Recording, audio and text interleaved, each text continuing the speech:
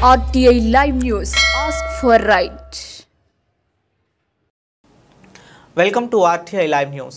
భూ సమస్యల పరిష్కారం కోసం ప్రభుత్వం ప్రవేశపెట్టిన భూభారతి ROR నూతన చట్టంలోని హక్కులు అంశాలపై రైతులు అవగాహన కలిగి ఉండాలని జిల్లా కలెక్టర్ ఎమ్మెల్సీ అన్నారు.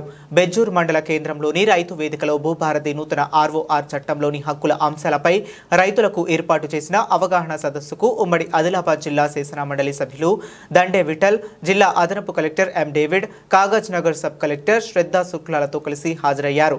ఈ సందర్భంగా జిల్లా కలెక్టర్ ఎమ్మెల్సీ మాట్లాడుతూ ప్రభుత్వం ప్రవేశపెట్టిన భూభారతి చట్టంలోని హక్కులు అంశాలపై రైతులకు అవగాహన కల్పించాలని తెలిపారు. ధరణిలో దరిద్రం పోయిందని, భూభారతిలో అన్ని సమస్యలు తొలగి రైతులకు మేలు జరుగుతున్నదని అన్నారు. ఈ కార్యక్రమంలో రైతులు, ప్రజా ప్రతినిధులు, అధికారులు పాల్గొన్నారు. అనంతరం సన్నబియ్యం లబ్ధిదారుడు పేదల ఇంట్లో భోజనం చేశారు. కార్యక్రమానికి ఎస్ఐ కొట్టే ప్రవీణ్ కుమార్ పోలీస్ బందోబస్తు నిర్వహించారు.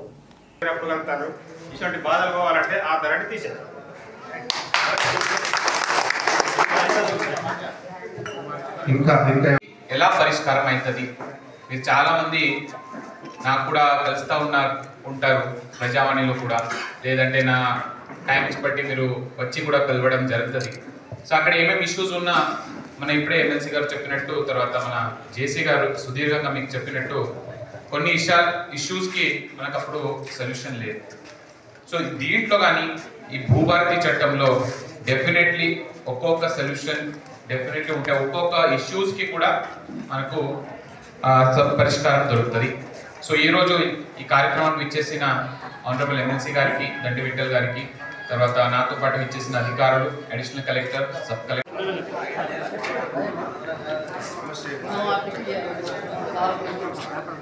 సభకు నమస్కారం. మీ అందరికీ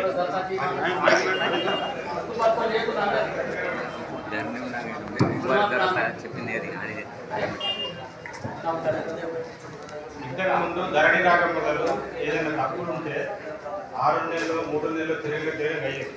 ఈ ధరణి వచ్చిన కాడికి వెళ్ళి రెవెన్యూ శాఖ మంత్రి పొంగులేటి శ్రీనివాసరెడ్డి గారు 5 సంవత్సరాల నుంచి కూడా తెలంగాణ రాష్ట్రానికి పట్టిన దరిద్రాన్ని ఎడదవుతూ మరి ఆనాడు గర్వంగా కూడా మనం కొత్త రెవెన్యూ చట్టం, భూభారతి అనే చట్టం తీసుకురావడం జరిగింది. ఆ చట్టానికి అవగాహన కల్పిస్తూ ఈ రోజున జిల్లా పాలనా యంత్రాంగం మొత్తం కూడా ఈ రోజున ఈ రైతు వేదికలో మీ అందరితోటి కలిసి ఒక సదస్సును ఏర్పాటు చేయడం.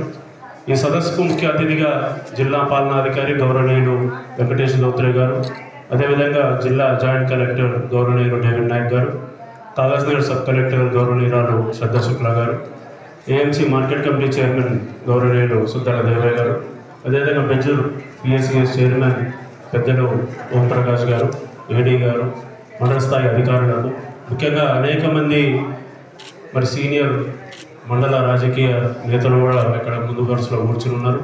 అందరికీ ముఖ్యంగా ఈ రోజున సదస్సుకు హాజరైనటువంటి రైతాంగానందరికీ కూడా హృదయపూర్వక నమస్కారాలు. పాత్రికేయ మిత్రులకు కూడా ప్రత్యేక నమస్కారాలు తెలుపుకుంటూ, మరి ఏదైనా ప్రభుత్వం చట్టాలు తీసుకొచ్చినప్పుడు ఆ చట్టం ప్రజలకు మేలు చేసే విధంగా, ప్రజల హక్కుల్ని కాపాడే విధంగా ఉండాలి. కానీ ఆనాడు రెవెన్యూ చట్టం తీసుకొస్తూ గత 5 సంవత్సరాల కింద అప్పుడున్న ప్రభుత్వం ధరణి చట్టం తీసుకొచ్చినప్పుడు మాత్రం మనం అందరం కూడా ఎన్నో ఆశలు పెట్టుకున్నాం.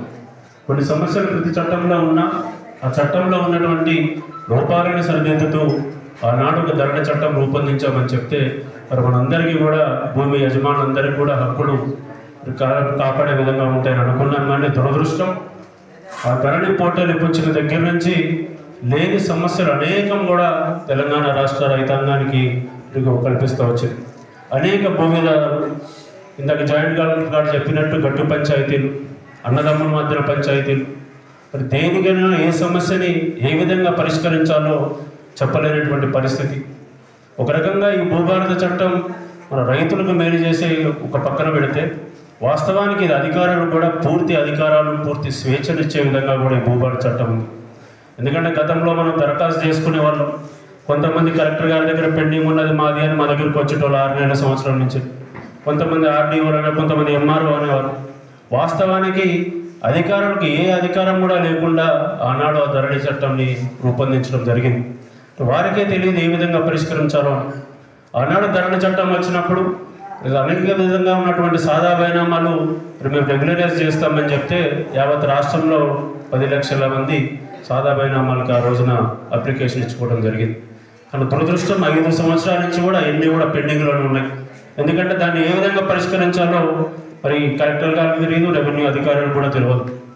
అదేవిధంగా పార్ట్ బిలో ఉన్న ప్రొహిబిటెడ్ ల్యాండ్స్ నిషేధిత భూములు సుమారు 18 లక్షల నిషేధిత భూముల్ని ఆనాడు ధరణి పోర్టల్ ద్వారా పిఓబిలో పెట్టడం జరిగింది, కానీ వాటికి కూడా పరిష్కారం చూపలేదు. ఇందాక జాయింట్ కలెక్టర్ గారు విపులంగా చెప్పినట్టు ఒకప్పుడు క్షేత్రస్థాయిలో వచ్చి మన గ్రామాల్లో పనిచేసేటువంటి విఆర్ఓ విఏఓ వస్తూ ఉండే. ఆనాడు ఆ భూమి ఎవరిది, భూమి ఎవరు సాగు చేసుకుంటున్నారు, ఆ భూమి పక్కన సరిహద్దుల్లో ఎవరుంటారు, అవన్నీ కూడా విపులంగా ఆనాడు ఉన్నటువంటి పట్వారీలకే తెలిసేది. కానీ అందరి మీద మొత్తం రెవెన్యూ వ్యవస్థ మీదే ఒక అవినీతి అనే ఒక కారణం చూపిస్తూ మొత్తం రెవెన్యూ వ్యవస్థనే ఒకటే ఒక కలంపోటుతో రద్దు చేసిన ఆనాడు ఉన్నటువంటి బీఆర్ఎస్ ప్రభుత్వం. చాలా దురదృష్టం. ఎందుకంటే రెవెన్యూలో ఉన్నటువంటి దాంట్లో ఎంఆర్ఓల ఆఫీసులో కూర్చుంటారు, క్షేత్రస్థాయిలోకి రాలేరు. వారు రావాలని ఉన్నా కూడా వారికి సమయం దొరకదు. వారు ప్రతి గ్రామానికి వచ్చి ప్రతి భూమికి కూడా చూడలేదు.